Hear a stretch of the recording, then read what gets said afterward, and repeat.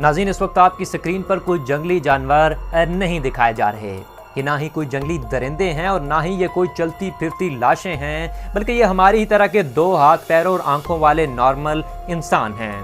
लेकिन दुनिया की इसी रंगीनी से दूर पहाड़ों में छोटे छोटे कबीले बनाकर रहने वाले इन लोगों को चिम्बी ट्राइब के नाम से जाना जाता है।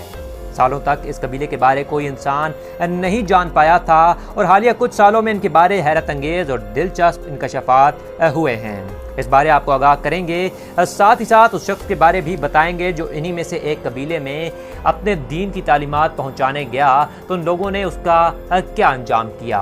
बड़ी इंटरेस्टिंग होगी, पर उससे पहले ज़रूर से चैनल को सब्सक्राइब और एक शेयर कीजिए।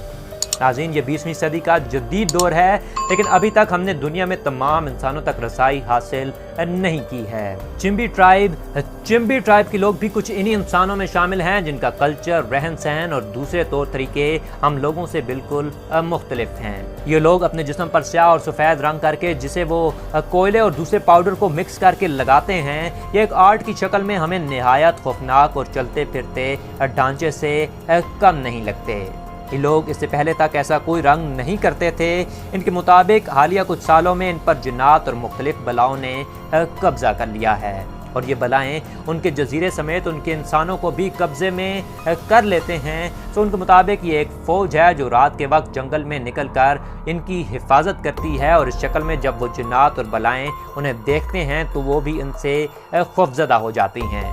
1934 यानी 1934 में इस कबीले को पहली दफ़ा डिस्कवर किया गया, जिसके बाद अब तक लोग टूरिस्ट के तौर पर जेनीवा के सेंट्रल हाईलैंड में इन लोगों से मिलने आते हैं। इससे पहले तक तो ये लोग नॉर्मल इंसानों से मिलने से कतराते थे, लेकिन अब इन्हें ये यकीन है कि इन लोगों से हमें कोई ख़तरा नहीं। अलबत्ता दूसरे कबाइल से वो एक आर्मी की तरह जंग भी करते हैं और उनके लोगों से ख़तरा भी महसूस करते हैं। इनके मुनफरिद होने की असल वजह उनके जिस्म पर मौजूद ये खौफजदा कर देने वाला आर्ट है जो यकीनन खतरे की इलामत है। सेकंड पर हम बात करेंगे एक ऐसे इंसान की जो इन्हीं की तरह के एक कबीले में गया और वहाँ जाकर वो अपने दीन यानी क्रिश्चियनिटी की तालीमात फैलाना चाहता था। इससे पहले भी ये शख्स काफ़ी जगहों को एक्सप्लोर कर चुका था। इस शख्स का नाम जॉन एलन था और 2018 यानी 2018 में उसने निकोबार आइलैंड तक जाने का फैसला कर लिया। इसके पास फिल्म साजी की कुछ किट्स, मोबाइल फ़ोन, एक अदर डायरी और मेडिकल का कुछ सामान मौजूद था। इस वक्त इंडिया ने इस जजीरे को टूरिस्ट के लिए कुछ ही दिन पहले खोला था और जॉन भी इसी तलाश में कि शायद ये जजीरा दुनिया में शैतान का आखिरी घर है, इसी उम्मीद में वहाँ चल पड़ा। इस दौरान जॉन ने एक बोट के ज़रिए एक मछेरे को कुछ पैसे दिए और उसे निकोबार आइलैंड में जाने का कहा, लेकिन मछेरे ने वहाँ जाने से इनकार किया। ज़्यादा पैसे की लालच में आकर मछेरे ने कश्ती का रुख उस जजीरे की तरफ किया। कुछ देर में जब वहाँ पहुँचे तो मौसम की ख़राबी के बायस तारीकी की वजह से जजीरे के वहशी जॉन को न देख पाए। मछेरे ने अंदर जाने से इनकार किया, सो जॉन खुद कुछ गिफ्ट लिए अंदर दाखिल हो गया। कुछ देर सैर के बाद जंगल में एक वहशी से जॉन की मुलाकात हुई जिसका हुलिया बेहाल था। उसके हाथ में नेज़ा और तीर थे। जॉन ने उसे खुश अखलाकी से कुछ तोहफ़े देने के लिए अपना बैग खोला और तोहफे उसकी तरफ बढ़ाने के लिए आगे हुआ।